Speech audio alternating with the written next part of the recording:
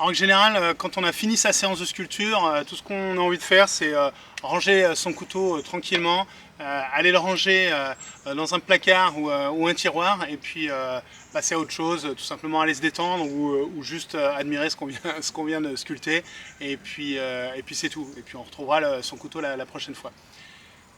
En fait, si vous avez des lames carbone notamment, la plupart des couteaux de sculpture sont en lame carbone, et encore plus si vous sculptez du bois vert assez régulièrement, c'est bien de prendre juste un tout petit temps pour entretenir son couteau, et vous allez voir que ça ne demande pas beaucoup de matériel, d'équipement, c'est tout simple et ça ne prend pas beaucoup de temps. On voit ça tout de suite. C'est parti. Ok, donc le matériel d'entretien pour un couteau de sculpture, il est tout simple. Un petit chiffon, tout simplement, en coton ou un sopalin ou quelque chose. Votre petite plaquette en cuir qui vous sert habituellement à polir tout simplement votre lame. On va voir que ça sert pas que à ça, ou en tout cas le fait de polir, ça sert aussi à entretenir la lame. Une huile, j'ai envie de dire spécifique pour les outils un petit peu. Traditionnellement, il y a l'huile de camélia qui fait très bien ça aussi. Moi, j'utilise Ballistol en l'occurrence. C'est une très bonne huile également, assez polyvalente. Et puis, dans l'absolu, vous pouvez aussi prendre des huiles alimentaires. Ce qu'il faut éviter, c'est les huiles alimentaires qui sèchent, type huile de lin, huile de chanvre et autres. C'est des huiles qui sont vraiment très utiles pour huiler son morceau de bois, sa sculpture et autres, mais nettement moins les outils, parce qu'en séchant, ça va créer une pellicule sur vos outils, donc c'est pas le but recherché. Et puis, ça c'est plus exceptionnel, c'est quand il y a des petits morceaux qui collent un peu dans la transition, notamment entre le manche et la lame. Ça peut être bien d'avoir une petite brosse. Moi, en général, à l'atelier, j'ai toujours une vieille brosse à dents qui traîne pour ça. Donc la première chose à savoir pour entretenir son couteau de sculpture, c'est que la plupart, là j'ai un Mora 120 là, mais la plupart des couteaux de sculpture ont des lames en acier, ce qu'on appelle en acier carbone. L'acier carbone, c'est un très très bon acier pour tous les outils taillants, parce que c'est un acier qui tient très bien le tranchant, quand bien sûr c'est bien forgé. C'est un acier qui tient très bien les tranchants, mais en même temps qui s'affûte également relativement facilement. L'acier carbone, il a par contre l'inconvénient d'être facilement attaqué par la corrosion. Donc il faut entretenir sa lame régulièrement. D'autant plus, bien sûr, si vous sculptez du bois vert. Si vous sculptez principalement du bois sec, c'est forcément que vous gardez votre couteau à l'intérieur, etc. A priori, ça va moins arriver. Mais il faut quand même se méfier, parce que parfois on a des intérieurs de maison qui sont au final un peu humides, surtout les anciennes maisons, et j'ai régulièrement des gens qui me contactent en me disant mais je garde mon couteau à l'intérieur, il est dans mon étui, etc. Comment ça se fait, il a des petites piqûres, il est sale, etc. Et en fait, en voyant les photos, on voit bien tout de suite que c'est un petit peu de corrosion. En fait, même à l'intérieur d'une maison, un couteau, avec les niveaux d'humidité qu'il y a dans certaines maisons, ça peut se corroder. Donc, c'est la première chose à savoir. Les lames carbone, il faut les protéger de la corrosion, et encore plus, effectivement, si on sculpte du bois vert, parce que le bois vert, bien sûr, il y a la sève, donc ça mouille forcément la lame. Donc là, je sais pas si on voit très bien, alors en plus j'ai passé les doigts dessus, alors peut-être que j'ai essuyé une partie. Là, c'est un couteau qui a servi lors d'un de mes derniers stages. Voilà, il y a des petites salissures dessus, j'ai pas eu le temps, très honnêtement, de les nettoyer depuis le dernier stage là, qui a eu lieu la semaine dernière. Et du coup, j'en profite pour le faire maintenant pendant la vidéo. Et comment donc le premier geste tout simple à faire une fois qu'on a fini de sculpter, tout simplement, c'est d'essuyer sa lame, d'accord, en veillant bien à essayer de pas se blesser, d'accord? Vous essuyez bien la lame au niveau aussi du dos et jusqu'au tranchant, doucement, en essayant de ne pas vous couper. Et déjà, ça, c'est le premier geste à faire. Si j'ai envie de dire, si vous ne faisiez que ça après avoir sculpté, c'est déjà très bien, d'accord? Donc voilà, là, j'essuie la lame une fois que j'ai fini de sculpter. Il me reste encore, je ne sais pas si on voit bien, notamment là au bout, il reste quelques petites traces, des petites saletés, quoi, parce que bien sûr le bois, notamment le bois vert, ça accroche un petit peu les saletés, mais le bois sec aussi à l'occasion. Donc voilà, j'ai envie de m'en débarrasser. Comment est-ce que je fais? Mais tout simplement, la chose la plus simple à faire, et comme de toute façon c'est aussi quelque chose que je recommande de faire pour avoir toujours un couteau tranchant, plutôt que d'essayer de se dire allez, on va essayer d'enlever ça avec quelque chose de spécial, etc., qu'on n'a pas forcément sous la main. Si on sculpte, on a normalement forcément sous la main sa plaquette cuir avec idéalement un peu de pâte à polir dessus. Et bien tout simplement, comme le dit le nom de la pâte, c'est une pâte à polir, donc elle enlève le métal, donc forcément elle va enlever les petites saletés. Donc tout simplement, on vient à la fois dans un premier temps, s'il y a des saletés sur les moutures, d'accord, les moutures c'est la partie qui crée le tranchant, d'accord, les biseaux qui créent le tranchant. Donc on passe tout simplement la lame au niveau de les moutures sur la plaquette cuir, d'accord, sur sa petite plaquette d'affilage, comme on dit dans le jargon. Et comme ça va la polir. Ça va également lui enlever toutes les traces qui ont pu se déposer pendant la petite séance de sculpture. Une fois qu'on a fait ça, bien sûr, on vérifie qu'on a bien plus de saleté. Donc là, de l'autre côté, j'en avais un petit peu, donc à la fois, je ne sais pas si on voit bien, mais sur les moutures, sur la partie mouture, et puis là, il en reste encore un petit peu aussi sur les joues, on va dire, de la lame. Là, il m'en reste un petit peu encore sur les moutures, mais je vais refaire des passages, ça va partir. Et même chose, ici, je peux l'enlever avec la pâte à polir, tout simplement. Cette fois, je viens non pas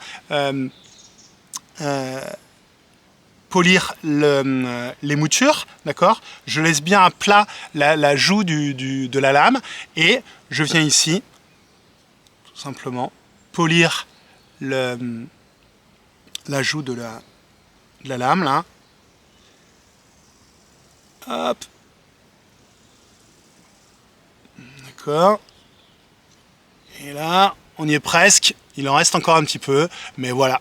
Là, j'ai essuyé ma lame et je l'ai poli un petit peu aux endroits où je trouvais qu'il y avait des traces. S'il reste un petit peu de traces, là on est quand même assuré que de toute façon ce ne sont pas des traces qui vont générer de la corrosion après, parce qu'on a bien séché ça, et puis le passage au cuir permet de bien d'accentuer ce côté où on sèche la lame, et là on est bon. Donc je finis avec un peu de polissage de ma lame, parce que j'ai envie que la prochaine séance, et pour moi ça fait partie de la séance d'entretien de la lame après une séance de sculpture, c'est qu'à minima je viens affiler ma lame, d'accord, pour vraiment essayer de lui garder son tranchant rasoir pour la prochaine fois, d'accord. Et je fais ça bien sûr des deux côtés. Ok.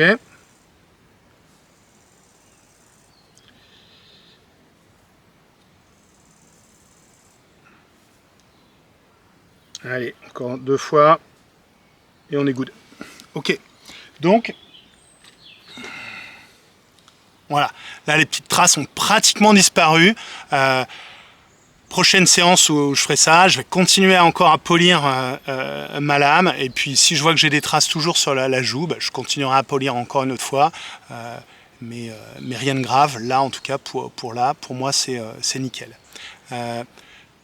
avant de huiler, parce que c'est la phase d'après normalement pour huiler. Moi je vérifie toujours, notamment pour le Mora, enfin les Mora, Mora 106, Mora 120, les Mora de sculpture, au niveau de la férule, s'il n'y a pas trop de... Je mets mes doigts et on voit pas trop du coup. S'il n'y a pas trop de petites poussières, de petits copeaux qui sont venus s'accumuler juste à la transition entre la férule, le bout du manche, là, la férule, et la férule c'est la pièce en métal là, qui protège le bout du manche, entre la férule et la lame. S'il y en a un peu, ben on vient ici avec une petite brosse à dents là, parce que ces petits dépôts là, notamment si c'est en sculpture de bois vert, ces petits dépôts, si on les enlève pas, bah, potentiellement ils contiennent un peu d'humidité et du coup ils vont venir corroder la lame juste ici à la transition.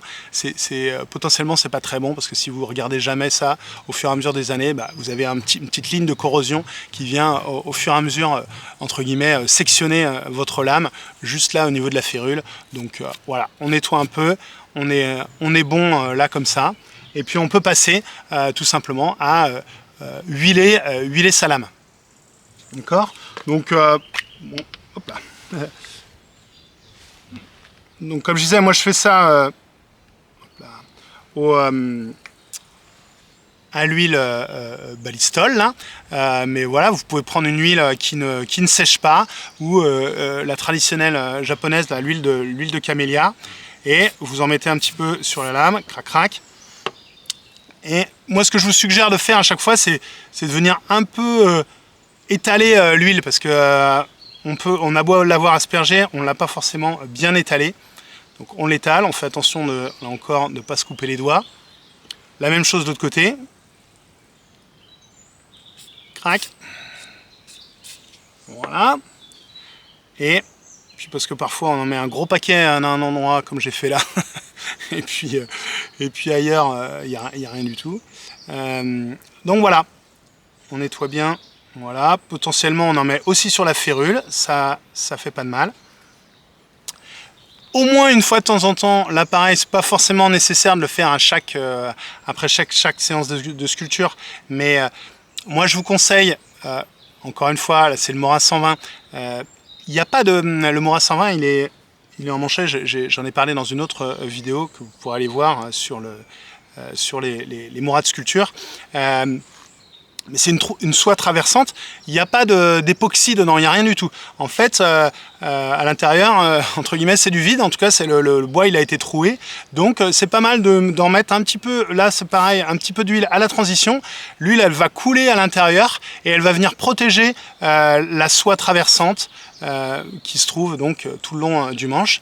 Et de la même manière, mais encore une fois, pas forcément à chaque séance, de la même manière, donc vous laissez couler un petit peu l'huile.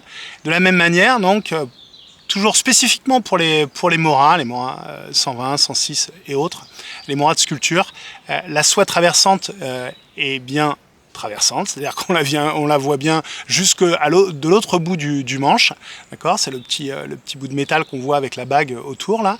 Eh bien, il ne faut pas hésiter non plus du coup à mettre de l'huile par ici, parce que parfois l'humidité, si on a laissé son couteau par terre en forêt ou autre, si on est un peu de genre bushcrafter ou autre, ou tout simplement on est à la ferme ou à la campagne et puis on laisse son couteau traîner un peu la journée, ça peut avoir pris un peu d'humidité aussi. Donc comme ça, pris par ce bout-là, et puis par l'autre côté, voilà, vous arrivez à mettre de l'huile à l'intérieur pour protéger la soie qui est à l'intérieur. Ok. Et ben, j'ai envie de dire, voilà, on est bon. Il nous reste plus que là, cette fois-ci, à remettre le couteau dans l'étui. Et dernier conseil pour ce qui concerne l'entretien régulier, pour s'éviter d'avoir à gérer de la corrosion qui a pu se mettre sur la lame, moi ce que je vous conseille, c'est si vous avez une maison qui est humide ou un appartement que vous savez relativement humide, rangez votre couteau dans la pièce que vous savez être la moins humide. Hein. Mettez pas ça dans la cuisine ou dans la salle de bain par exemple. D'accord, mettez ça, je ne sais pas si c'est votre chambre ou le salon qui est la pièce la moins humide, mais en tout cas, mettez ça à un endroit où c'est le moins humide, et puis comme ça, vous arrivera le moins possible il y a le moins possible de corrosion qui viendra se mettre sur la lame. D'accord, même si là, voilà, une fois huilée, elle est plutôt bien partie. La lame. Ok, juste pour terminer, pour vous montrer ce que ça peut faire, là encore, je ne sais pas si on voit bien à la caméra de l'autre côté, je pense qu'on va mieux voir. Là, j'ai une lame. Étrangement, c'est une lame que j'avais à la boutique, en fait, mais clairement, j'ai vu que même dans le sachet, là, sans doute que, alors, je ne sais pas si c'est chez moi ou chez le fournisseur que ça a pris un petit peu.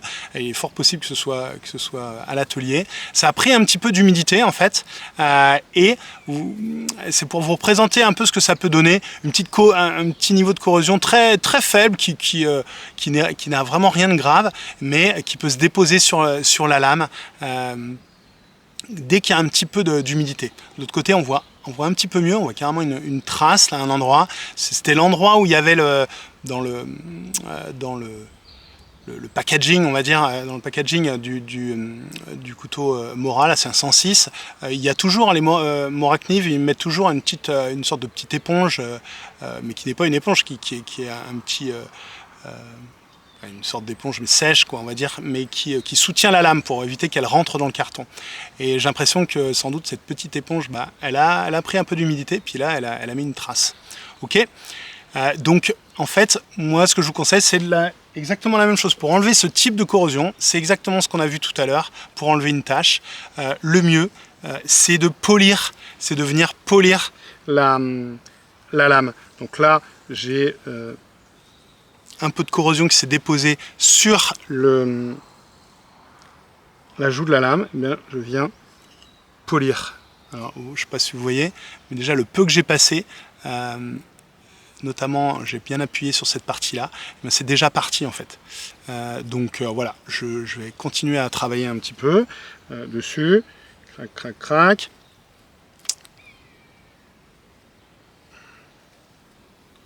Hop. Et là, c'est pratiquement parti. D'accord ? Je ne veux pas vous faire la totalité du couteau parce que voilà, ça prendra du temps et puis au bout d'un moment ça va vous ennuyer sur la vidéo, mais vous comprenez le principe, c'est que en fait cette petite plaquette de cuir avec de la pâte à polir dessus, eh bien, elle sert non seulement à rendre votre tranchant rasoir, mais aussi à récupérer soit les taches, soit les petites marques de corrosion que vous avez sur vos couteaux. D'accord ? C'est tout simple, on passe dessus, hop, et puis au bout d'un moment, ça finit par s'enlever. Ok ?